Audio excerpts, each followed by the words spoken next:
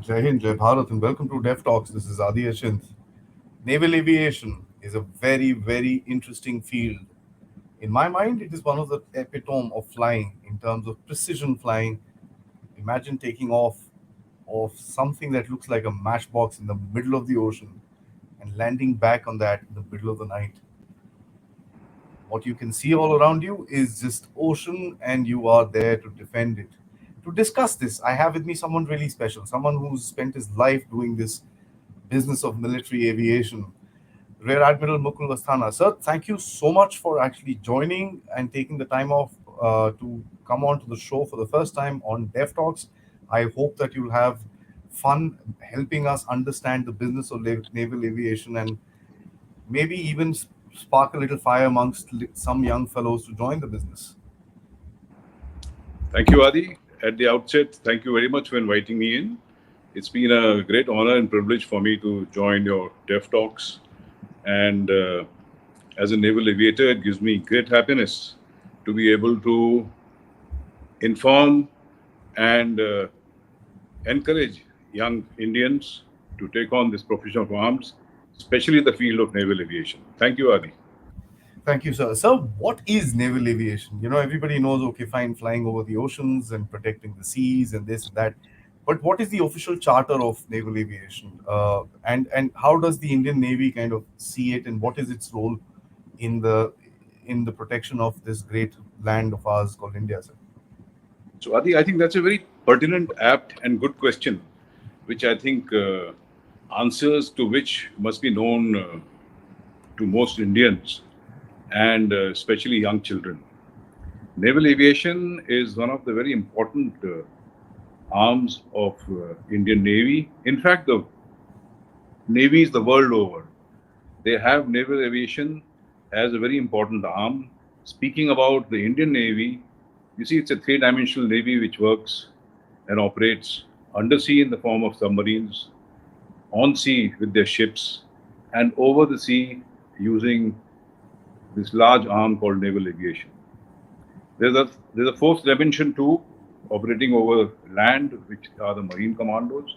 So Navy being a truly three-dimensional service, it makes use of Indian naval aviation as a force multiplier and an advance warning, advance contact agency to meet the enemy, to seek out the enemy, to engage the enemy, and idea is to keep your ocean areas of interest secure, safe, and be available to the world to carry out the trade without any kind of a problem or any kind of insinuation created by any country. Interesting, sir. That's Thank you for the opening remarks. I mean, naval aviation, of course, is till the time we got the second carrier. I think it was considered to be "Jahan theek hai, kuch hai" and all that stuff. It was never brought into the mainstream, at least in the public discussion of it. A little known factor that this arm of the navy actually fought in all the wars. Some of the very, very interesting and precise raids and missions conducted were during all the wars of India, sir. So just a little word before we get into the tradition of flying and stuff like that, and the little more specifics of this particular arm, sir. Exactly. So naval aviation started off 70 years ago. In fact, over 70 years ago. It was the 11th of May 1953 when the naval aviation was born in India. And it was exactly 50 years after the first aircraft was taken up by the Wright brothers. And 6 years soon after, in fact, short of 6 years after independence, the Navy got the naval aviation. I must thank the vision of our early leadership of the Navy and the country which made this happen.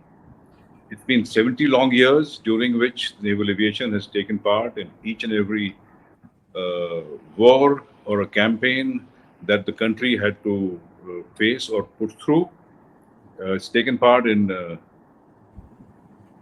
62 crisis, in the 65 campaign. It's taken part in 71 campaign, even in 1999, which was the Kargil conflict. And naval aviation has always been at the forefront of naval operations. So the tradition of naval flying is not something which is easy, and that's something I mentioned in the introduction. Of course, just the safety part of it, and I think you know the I think the scare of actually flying off that little deck in the middle of the ocean is it should be more enough to uh, make people understand the importance and the difficulty involved in this entire thing. What is this tradition, sir? How would you describe this tradition? And a lot of people, as I said, didn't take Indian naval aviation to be very serious as a this thing. What was the role, and how did Indian naval aviation kind of keep this tradition alive? You said 70 years. That's a long, long time, sir.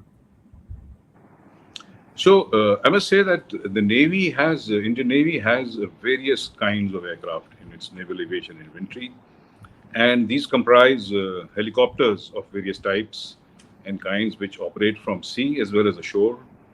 These helicopters involve aircraft helicopters which dunk over the sea in search of submarines. If they find an adversary submarine, they are capable of attacking it. Then we have helicopters which also carry out what we say ASV operations, anti-surface vessel operations, that is, strike on shipping or enemy ships for that matter. Uh, these and most aircraft, most helicopters also undertake search and rescue operations, which they are called upon because the helicopter is best suited to be able to hover at sea and pick up a survivor. Uh, Next, if we speak about our fighter arm, Navy has had a long tradition of operating integral fighters from its aircraft carrier as well as ashore, starting with Seahawks in the early uh, 60s, followed by Sea Harriers. Earlier we had Vampires, and now the Sea Harriers later on gave way to MiG-29Ks. And of course, in the future, we are looking forward to fourth generation and four and a half generation fighters too to operate. Uh, we've had two aircraft carriers in the past, both Vikrant and Virat, but for a short duration after Virat had been decommissioned, we were operating with only one aircraft carrier, that was INS Virat after Vikrant was decommissioned, and now luckily we have INS Vikrant, so we are back to two carriers. Carrier operations and carrier aircraft operations are extremely important for the Navy because, as you said, a tradition. Not only this is a great tradition, but it also calls for not losing out the science and art of operating fast fighter aircraft which land on short strips on the aircraft carrier. It is not that you may have an aircraft carrier for some time and thereafter you may not have it and you lose out the expertise, the training, the ability to operate from aircraft carriers. This ability, which I define as the science and art and tradition, as you said, must be maintained continually and continuously. How did we The do it, third, sir? uh, Sorry Adi, to I'm sorry. interrupt. How did we kind of do it, sir? How did we do it? How did we keep this tradition alive? We didn't have the best of the carriers, we didn't have the best of the equipment, but we kept something alive. What was it, sir? Yes. Uh, whilst the kind, quality, and the type of aircraft carrier and the ships that we may have and the aircraft that we may have will largely depend upon the government and the government's ability to be able to procure the hardware for the Navy. The after all, behind every machine, there is the man which makes the machine work. So I think with that, I must give entire credit to our predecessors who have flown these aircraft with grit, tenacity, and true purpose. Not only they have flown, they have taken these aircraft to the enemy air and enemy waters to uh, make it win for the country. So hats off to them. And of course, there are technical and training requirements which have to be met ashore. And for that, the Navy is quite well geared up for undertaking and continuing these trainings from ashore in the form of shore-based training facilities and shore-based technical facilities which are there at Goa. Having said that, I must also include the third kinds of aircraft that we have in our inventory, which are maritime reconnaissance. The Air Force likes to call them transport fleet, but since we Navies are not in the business of transporting either men, material, or ordnance for that matter. We use them over the sea for reconnaissance, and that's where they call the maritime reconnaissance fleet. This is where the Navy has had a large kind of aircraft, short range, medium range, and long range, starting from the earlier sea land, short sea land, followed by islanders of two types. Then we've had Dorniers. We have the large Russian birds like the IL-38 and Tupolev 142. And Tu-142, I must mention, was the highest flying, fastest flying, and the longest flying four-engine turboprop, which had eight sets of contra-rotating propellers, making it the fastest turbopropeller aircraft to fly.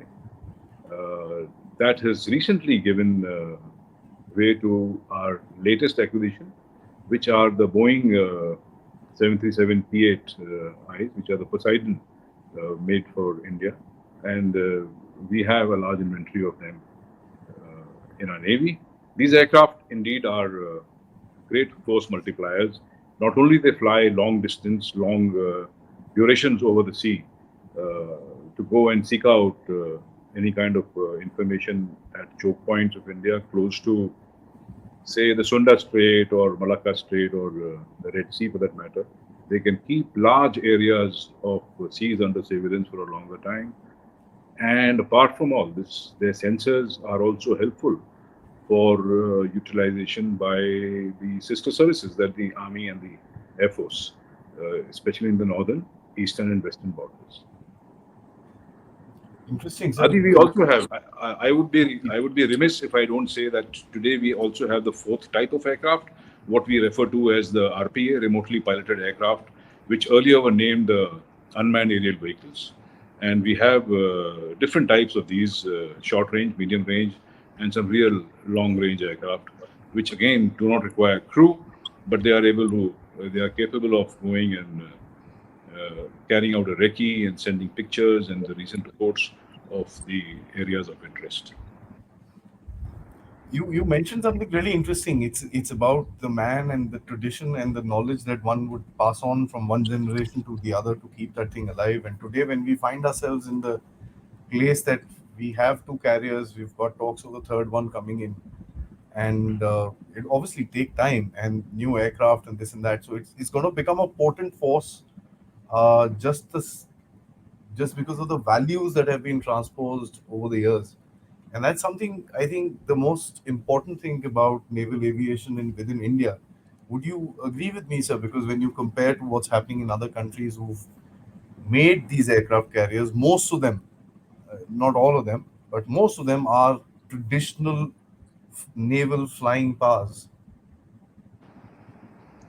Yes, Adi, you are right. I must say here that it takes almost 100 years to build a navy.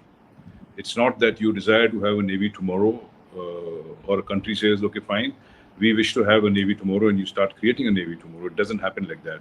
You may raise an army unit, you may raise an air force unit, but to raise a navy, it requires time, it requires tradition, it requires the ethos, and it requires people who are willing to go out to sea. Similarly, in the case of the naval aviation, it requires people who are willing to go out to sea to fly, not only to fly, but they also must serve on ships.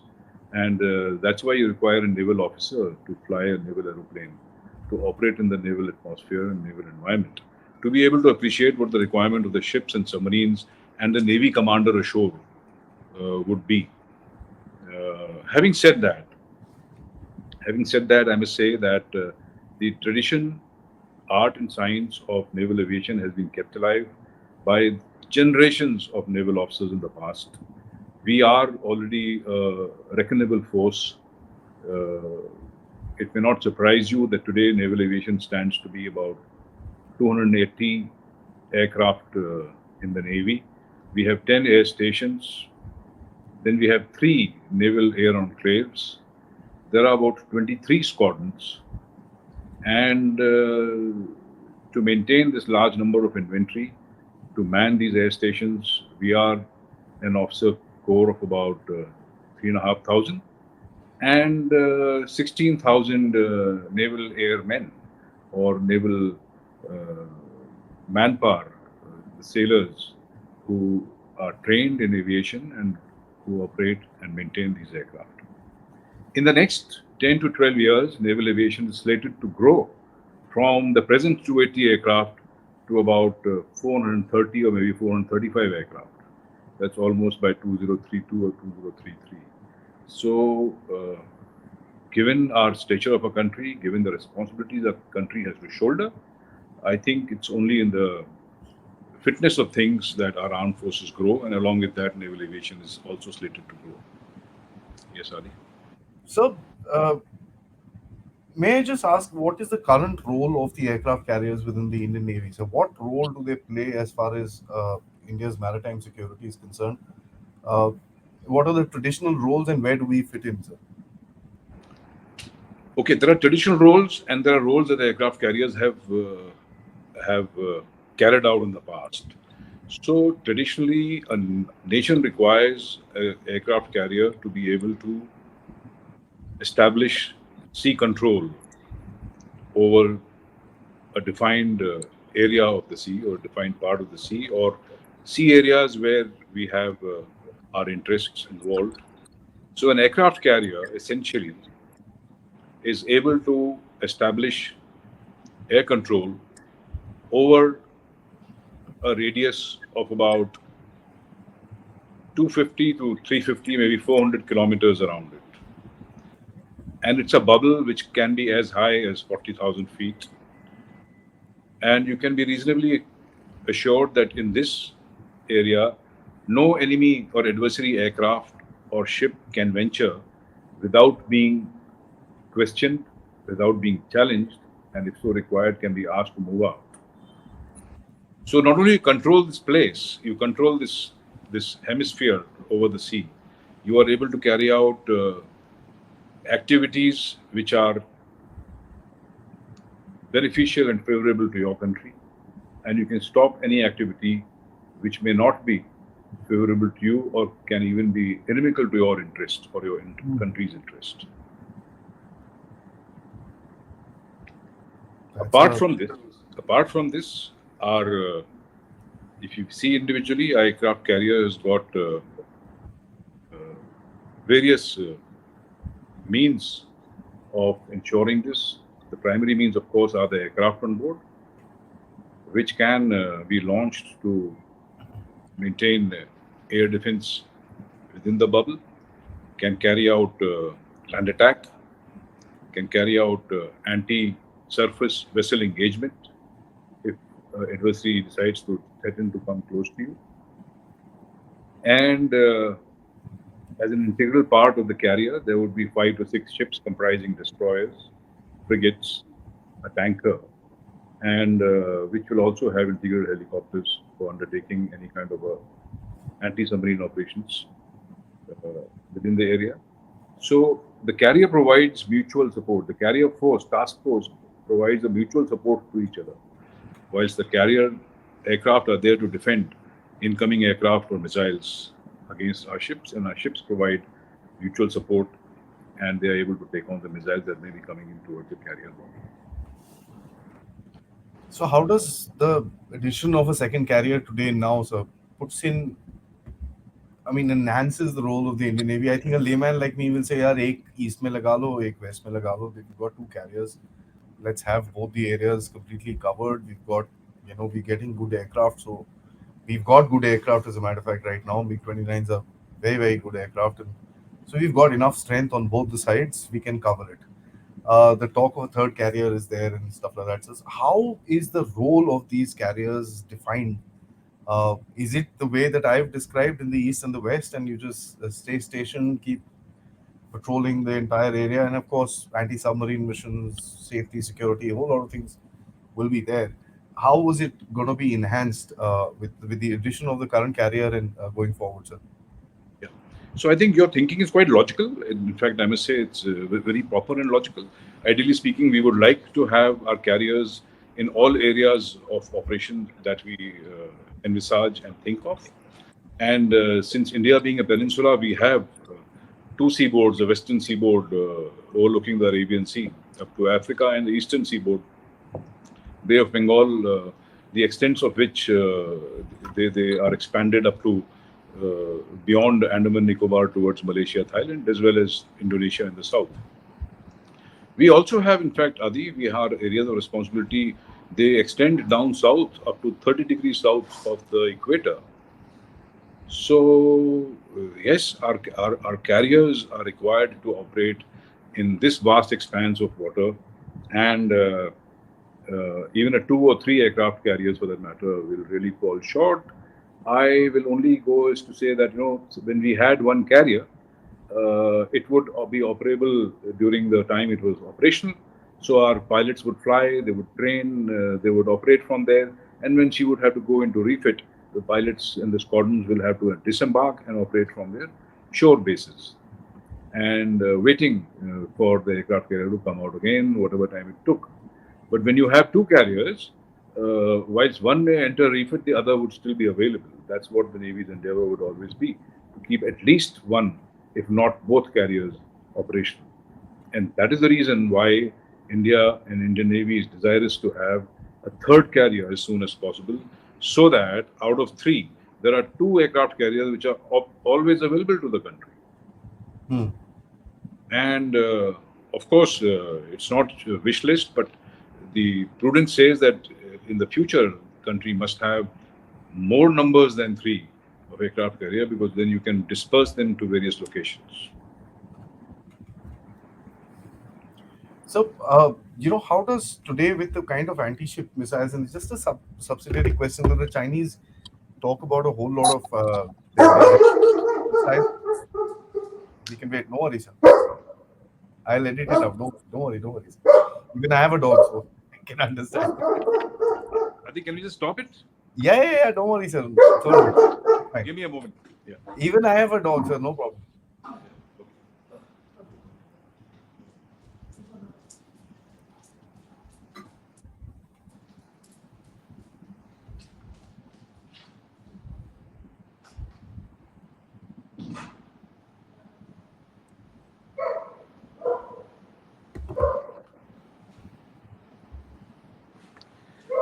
I'm sorry, somebody rang the bell and my German Shepherd said he has to bark. Don't worry, sir. I have a dog myself, so I understand. They just start yelping for no rhyme or reason. That's perfectly all right. So we can resume whenever you want. Yeah. We'll just edit it out, sir. No problem. This is Okay. very easy to do. Slip, and it does. It takes me 3 minutes to do it, so don't worry about it. Okay. So can you just repeat your question, please? Yeah. Yes, sir. Yeah. Sir, aircraft, the critics of an aircraft carrier today talk about the fact that these are large open vessels in the middle of the ocean, and of course the factor that the Chinese have great power, and that's what they promote on their rocket forces and stuff like that. uh, Again, as a layman, sir, how do you kind of protect yourselves? Is it by increasing the range of the aircraft so that you stay away from these missiles, or of course developing their own defensive systems as well? What is it that the path that the Indian Navy should look at going forward as far as the carriers are concerned? It's just an additional question to your last answer, sir. Yeah. Okay. So I think this threat of Chinese or any other adversaries' attempts or attack at carriers is as applicable to the US Navy, the Royal Navy, the French, Absolutely. as anyone else. Uh, we must never forget that China themselves have gone into, very lately, in the last 8-9 years, they have departed from the norm, and accepting the future, accepting the relevance and the future that the aircraft carriers hold for themselves and for the world navies. They have started going in for large numbers of carriers themselves, and on a great war footing, they are carrying out training of their pilots. I am told many Westerners have signed up with the Chinese to train their pilots. Many, in the process, in the haste that they are showing, I have heard and have read that they have lost a large number of lives, and that's what perhaps happens when you are not an aircraft carrier navy and you want to quickly develop this ability. as you rightly said, without having had the tradition, without appreciating the art and science of operating it, because everything takes time. Everything has got an incubation period and factor that perhaps the Chinese have not done. But let me not digress from there. So, if the China has got this capability of the rocket force to be able to so to claim that they can take out these carriers from the sea, it's not that others do not have, and it is not that their carriers will not be vulnerable. And when it comes to an incoming attack, I'm sure the carrier battle force is quite capable to fend off any incoming attack. And my last uh, bit on this is that just because your adversary may be having a nuclear capable weapon does not mean that we will not field our own nuclear capable weapon ourselves. So it's a matter of deterrence that you need to have. But would they really want to carry out the threat that they seem to be, flagging up every now and then? That is a big question. But I'm quite sure that our carrier battle forces have got the capabilities to fend themselves off. So since you, I mean, brought in China, I want to ask you. There is obviously the battle of these two giants within Asia, and this battle is obviously going to be for the dominance of the Indian Ocean and, of course, many other things. The dominance of the Indian Ocean would be, Indian Navy's main role, and of course, providing the safety and security. How do you, you know, compare the aviation between the two countries? You mentioned that they've lost a lot of pilots. Is something I've also read. You mentioned they've lost a lot of aircraft. Is something I've also read. And when we recently saw the operations of the Shanyong, sorry, I missed the name. The latest aircraft carrier in towards Taiwan. There was one or two aircraft doing sorties there. It was not a rigorous aircraft sorting procedure that you normally see the Americans doing or the British doing for that matter, and even us. I mean, our flying. I've actually seen it happen. It's very very high in terms of its volume. We didn't see that with the Chinese. So how do you compare these two countries in terms of their aviation condition and their capabilities to actually protect air power in the ocean, sir? I think very apt question, Adi, but I wish to start by saying that, the Americans have been the past masters of naval aviation. I must say, with 11 or 12 aircraft carriers that they've had for a large number of years, along with these, they have the US Navy has about 3,500 aircraft. Of course, they also have a very large air force. USAF is supposedly having 4,500 aircraft, but 3,500 aircraft for US Navy is extremely large number, but very appropriate for their 1 lakh ton carriers and CVNs, nuclear propelled aircraft carriers that they have. Each of them carries about 74 to almost 90 aircraft. These are large carriers, super large carriers. Uh, we, of course, have medium-sized carriers, small to medium-sized carriers, which are capable of carrying about 24 to 30 aircraft. China, on the other hand, is also going in for medium and large carriers in the future. But as we just recollected some time ago, their carrier aviation is in a great state of infancy. And if they are showing their force towards Taiwan, it is well motivated, as you know. But this is not the platform to speak about that. I can only say that they are just showing baby steps towards this. They have a large track to cover in the future. But I'm sure, knowing Chinese, they would do it fast and quick enough, swiftly. That's a scary proposition, sir. But when we look at uh, uh, the traditional role of the Indian Navy and stuff like that, we see that the Indian Navy has actually been, projecting itself in the right next to Greece, which is far, far away. We've sent ship, and our ships have docked in the Southeast Asian countries as well. We've had our ships going all over the world, as a matter of fact, as displays of Indian naval power and Indian naval forte.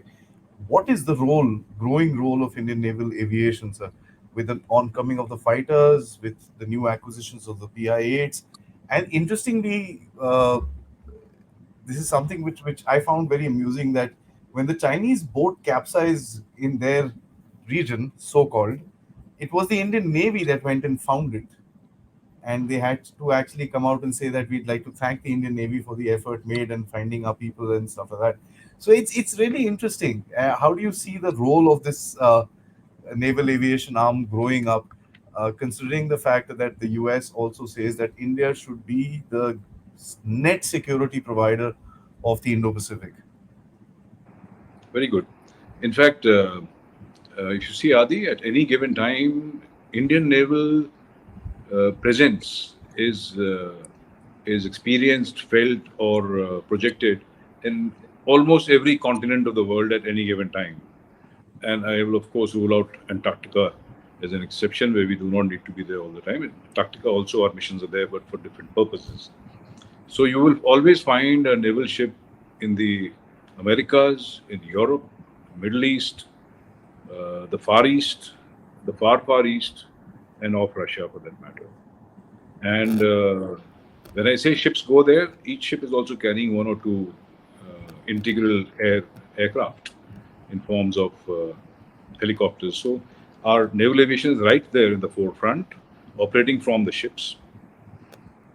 But of course, operating from the carrier or from ashore, our maritime reconnaissance aircraft will always, and they always are operating far out to sea, close to our friendly neighboring lands or waters where our adversaries traverse or they venture out just to go and take a inquisitive patrol as to what may be happening. And because the first information or the presence or the absence of an enemy or adversary would of course be told by the aircraft besides the satellite based imagery and satellite passes that happen there.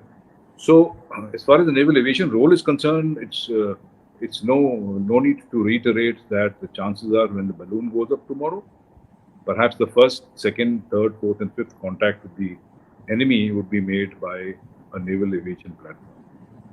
There's no doubt about that. And all this is done in support of our ships at sea, in support of our submarines at sea. And of course, the overall aim of the Indian Navy is to affect beneficially the land battle which is carried out by the Army Air Force. Very interesting. So, I mean, I have loads and loads of questions, but I don't want to, keep this thing. This has to be a concise program where we give an introduction into this great world of naval aviation to our audience. And guys, I'm going to mention this. This is going to be a series of discussions where we will go step by step and try and understand the various roles of reconnaissance, of fighter wings, of search and rescue. And as I said, the Chinese had to come out and say thank you to Indian efforts. That tells us the capability of the Chinese within their so-called their own ocean, and the capability of India flying across over seven seas in quite literal terms and finding where the Chinese ship actually capsized. So this is going to be a great learning experience. Sir, thank you so much for being here and kind of taking out your time to help us understand this amazing business. And I'm looking forward for another interaction very soon with you. Till then, sir, Jai Hind. Adi, Please, I sir. just want to add that whilst naval aviation is a very niche field and has made a mark for itself for many, many years now, and I would really encourage our youngsters to come and join this field. In the same breath, I must express most sincere gratitude to the Indian Air Force. And we are indeed thankful to the Indian Air Force for their tutelage. We always are, we shall always be. And with that, I thank you, Adi, for this fine talk. And I look forward to interacting with you in the future. Thank you so Thank you, sir. much. Jai Jai Hind. Hind.